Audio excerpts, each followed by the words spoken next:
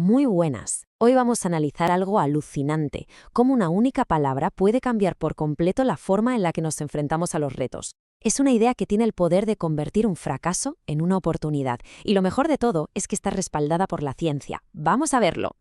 Fijaos, esta historia empieza en un instituto de Chicago. Allí, cuando una alumna no aprueba un curso, no le ponen un suspenso. En su lugar, la nota que recibe es todavía no. No es un final, es un proceso. No se cierra una puerta, se le indica que el camino sigue abierto. Y aquí está la clave de todo.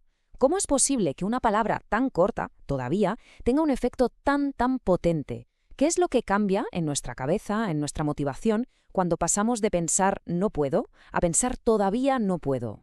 Bueno, para entenderlo bien tenemos que hablar del increíble trabajo de Carol S. Dweck, una psicóloga de la Universidad de Stanford. Su investigación nos revela que, en el fondo, hay dos maneras principales de ver nuestras propias capacidades. El concepto central de su trabajo se llama mentalidad de crecimiento y, en pocas palabras, es la creencia de que nuestras habilidades, nuestra inteligencia, no son algo fijo, sino que se pueden desarrollar. ¿Cómo? Pues con dedicación, con esfuerzo y, sobre todo, con buenas estrategias. Y el contraste entre las dos mentalidades es brutal, ¿eh? Por un lado, la mentalidad fija, la idea de que se nace con un nivel de inteligencia y ya está. Esto hace que se eviten los retos por miedo a parecer incompetente. Pero por otro lado está la mentalidad de crecimiento, donde todo es una oportunidad para aprender. Los retos motivan y un fracaso es simplemente información para hacerlo mejor la próxima vez. La diferencia, como se ve, es abismal. Esta frase es el ejemplo perfecto de una mentalidad fija. Suena a sentencia final, ¿verdad? Como si fuera una verdad absoluta sobre una persona. Es un punto final. Pero, ¿y si le añadimos esa palabrita mágica?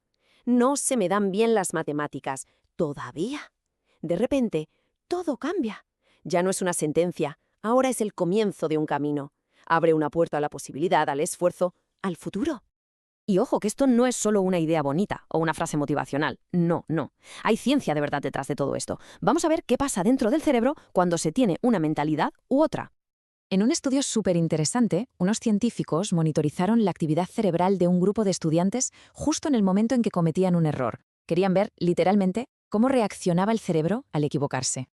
Y los resultados, bueno, hablan por sí solos. En los cerebros con mentalidad fija, la actividad cerebral ante un error es casi nula. Es como si el cerebro se apagara, como si dijera, esto no me gusta, mejor no lo miro. Pero en los cerebros con mentalidad de crecimiento, la actividad se dispara. El cerebro está a tope, procesando el fallo, aprendiendo de él. O sea, la clave de todo esto es que los cerebros con mentalidad fija básicamente huyen del error, no se paran a analizarlo. En cambio, los cerebros con mentalidad de crecimiento se meten de lleno en el error, lo analizan, aprenden de él y lo usan para mejorar. Están literalmente creando nuevas conexiones neuronales y volviéndose más inteligentes en ese mismo momento. Vale, la ciencia lo deja bastante claro. Así que la pregunta del millón es, ¿cómo podemos fomentar activamente esa mentalidad de crecimiento, tanto para uno mismo como para la gente que nos rodea? Es decir, ¿cómo pasamos de esa tiranía del ahora, de esa presión por ser perfectos ya mismo, a la libertad y la oportunidad del todavía? ¿Cómo se construye ese puente? Pues según Carol Dweck, la respuesta está en algo fundamental. Y este es quizá el punto más importante de todos: la forma en la que elogiamos. Hay que dejar de alabar la inteligencia o el talento con frases tipo «¡qué listo eres!», porque aunque parezca mentira, eso refuerza la mentalidad fija. En su lugar, el foco tiene que estar siempre en el proceso. Y elogiar el proceso significa centrarse en 4 cosas. Primero, el esfuerzo que se ha invertido. Segundo, las diferentes estrategias que se han utilizado. Tercero, la concentración y la perseverancia cuando las cosas se ponen difíciles. Y por último, el progreso, por muy pequeño que sea. Eso es lo que de verdad crea personas resilientes y con ganas de seguir aprendiendo. Pero es que esto va mucho más allá del desarrollo personal. Cuando estos principios se aplican a gran escala, sobre todo en la educación, los resultados pueden ser absolutamente transformadores, hasta el punto de empezar a corregir desigualdades muy profundas.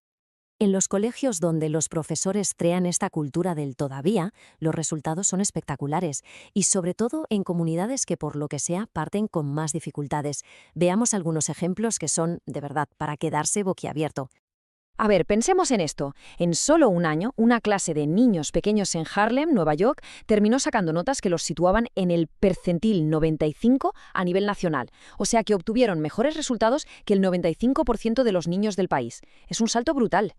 Y no fue un caso aislado. En el sur del Bronx, una de las zonas más humildes de Estados Unidos, una clase de cuarto de primaria pasó, también en un solo año, a ser la número 1 de todo el estado de Nueva York en el examen de mates, del barrio más pobre al primer puesto.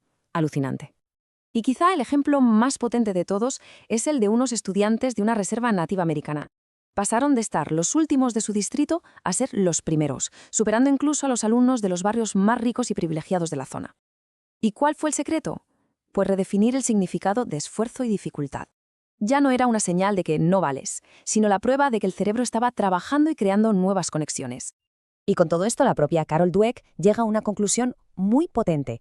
Dice que una vez que sabemos que las habilidades pueden desarrollarse, se convierte casi en un derecho fundamental para cualquier niño el crecer en un entorno que fomente este crecimiento, un entorno lleno de todavías. Así que la reflexión final que queda en el aire es esta. El mundo que nos rodea, el personal, el profesional, ¿está construido sobre la exigencia inmediata, sobre la tiranía del ahora, o es un espacio que da valor al proceso, un lugar lleno de todavías? La respuesta a esa pregunta podría cambiarlo absolutamente todo.